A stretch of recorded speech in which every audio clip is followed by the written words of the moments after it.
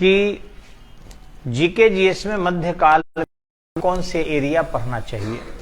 Generally लोग समझता है कि इतिहास में हम लोगों को बहुत ही सिंपल चीजें पढ़ना है और एक लाइन के गाइड कोई खरीद लें और फिर उसको पढ़ लें और हमारा कंपटीशन निकल जाएगा। ऐसे ही लड़के जब परीक्षा में जाते हैं तो कहते हैं साल की शुरुआत हो जाती है। हम लोग पढ़ाते हैं आपको 1000 से लेकर और फिर औरंगजेब के मृत्यु तक, यानी कि 1717 के काल को मध्यकाल कहते हैं। जनरली पीटी में इसी को कहा जाता है, लेकिन आप बीपीएससी और आईएएस के एग्जाम में अगर देखेंगे तो ये स्थितियां थोड़ी बदल जाती है। कई बार देखेंगे आप राजपूत काल के प्रश्न जो है सेक्शन बी में आ जाता है ऑप्शनल पेपर के अंतर्गत। हालांकि अब तो ऑप्शनल केवल ऑब्जेक्टिव हो गया है। तो सबसे पहले हम देखेंगे प्रारंभिक मध्यकाल में जो पढ़ना है, जैसे है आपका राजपूत शासक, इसमें परमार है, प्रतिहार है, राष्ट्रकूट है, चौहान वंश है, चंदेल वंश है, चालुक्य वंश है। ऐसे ही कश्मीर का लोहार वंश है, बंगाल का पाल वंश है, फिर बंगाल का सेन वंश है, ये करकोट वंश है, कदम्ब राज्य है, प्रवर्ती चोल है। प्रारंभिक चोल जो चेर पांड्य थे वे नहीं, ये बाद वाला जो राजा और राजेंद्र प्रथम वगैरह थे ये प्रवर्ती चोल है। और उसके बाद आ जाता है आपको गजनवी के आक्रमण जो लगभग 1000 से 1001 के बीच आक्रमण किया था। यहां तक आ जाता है। यहां देखेंगे आप कि मोहम्मद साहब से शुरू करना पड़ता है कि इस्लाम आखिर क्यों विस्तार किया। जब तक जड़ तक इसके नहीं जाएंगे तब तक कैसे समझेंगे।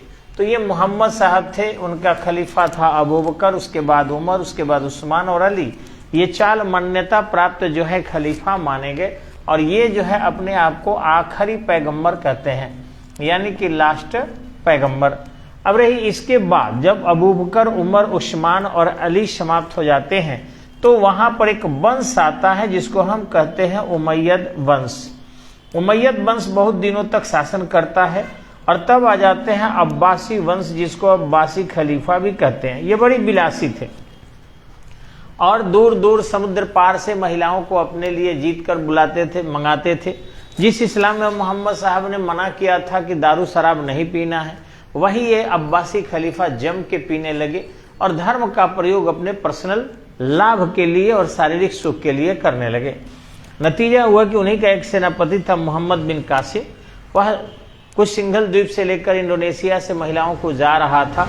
उस समय में जो है सिंध के क्षेत्रों में कुछ समुद्री लुटेरों ने लूट लिया था उन महिलाओं को, जिस कारण समझा कि सिंध का दाहिर ही लूटा है या उसी का कुछ ना कुछ इसमें लोग है।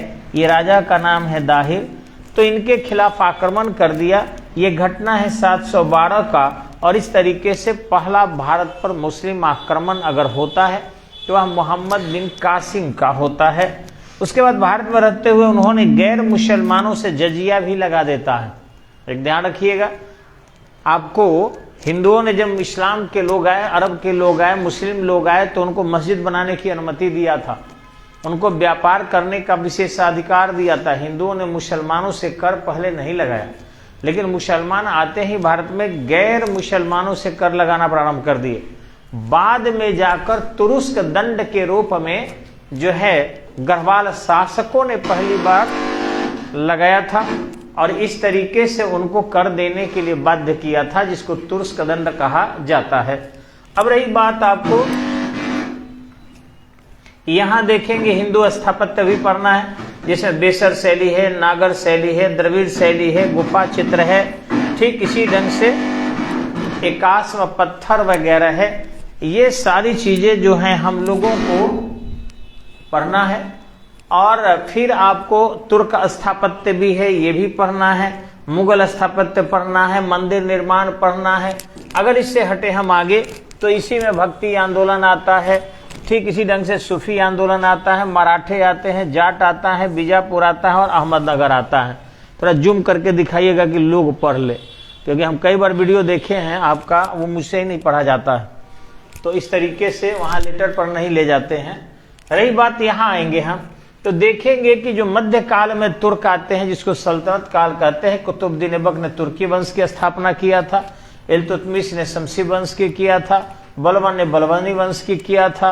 इसी ढंग से आपका जलालुद्दीन फिरोज खिलजी ने खिलजी वंश की किया था। इसी ढंग से आपका गयासुद्दीन तुगलक ने तुगलक वंश की नींव डाली थी। फिर आप देखे होंगे कि खिजर खान ने सैयद वंश की और बाद में बहलोल लोदी ने लोदी वंश की नींव डाली, जिसमें सिकंदर इब्राहिम लोदी जब हार गया तो देखिए बाबर आया, हुमायूं आया, अकबर आया और उसके बाद ये जहांगीर आया, शाहजहां आया, औरंगजेब आया। उसके बाद यहाँ से बहादुर शाह प्रथम हुआ, जहांदार शाह हुआ, फरुखसियर हुआ। बैठ के लीजिए ना, कैमरा आएगा साफ साफ। जी जी, फरुखसियर हुआ। उसके बाद मोहम्मद शाह रंगीला हुआ, रफीउद्दर्जात हुआ, रफीउद्दौला हुआ। फरुखसियर के बाद रफीउद्दौला हुआ, रफीउद्दर्जात हुआ, रफीउद्दर्जात, रफीउद्दौला और मोहम्मद शाह रंगीला। उसके बाद अहमद शाह हुआ, आलमगीर द्वितीय हुआ, शाह आलम द्वितीय हुआ, बहादुर शाह जफर हुआ और अकबर द्वितीय हुआ 1857 के विद्रोह तक। तो इनके आक्रमणों की भी चर्चा आपको मध्यकाल के अंतर्गत करनी होगी, कहां कहां आक्रमण किए और पर्सनल इनके क्या क्या स्थापत्य था। इन सब को एक एक करके हम लोग जो है ऑफलाइन क्लासेज में पढ़ेंगे। ऑनलाइन केवल हिंट्स देते हैं कि जो कंपटीशन की तैयारी करने वाले लोग हैं वो इन चीजों को जो है पढ़ ले, और नहीं आ सकते हैं लेकिन संभव हो तो आइए, क्योंकि मेरे भी जो बच्चे हैं वो यूट्यूब पर भी पढ़ते हैं, गूगल पर भी पढ़ते हैं, नोट्स लेकर भी पढ़ते हैं, दोस्तों से भी पढ़ते हैं, लेकिन ऑफलाइन भी पढ़ते हैं, कोचिंग भी आते हैं। और यही कारण है कि यहाँ के रिजल्ट्स बहुत ज्यादा होते हैं। तो संभव हो तो थोड़ा, किसको कष्ट नहीं होगा, नौकरी होगी तो क्या आप नहीं जाओगे? तो जब ड्यूटी करने जा सकते हो, समझो कि तुमको पढ़ने के लिए ड्यूटी ही है, वक्त मिल जाएगा कहीं ना कहीं से। सब किसी को इसी में वक्त है, ध्यान रखना। अगर आपके पास 100 रुपया है और 100 रुपया को चाहते हो कि कम है, दूसरा रहते तो बचत करते, तो 24 घंटा समय है एक ऐसा है जिसमें सबके लिए भगवान ने बराबर दिया है 24 घंटा। उसी में जो बचा के जीवन बनाने में लगा लिया, बना लिया, और जिसने समय को बर्बाद करना चाहा वो जीवन बर्बाद कर लिया। तो आइए ऑफलाइन में पढ़ने के लिए आते हैं। नमस्कार।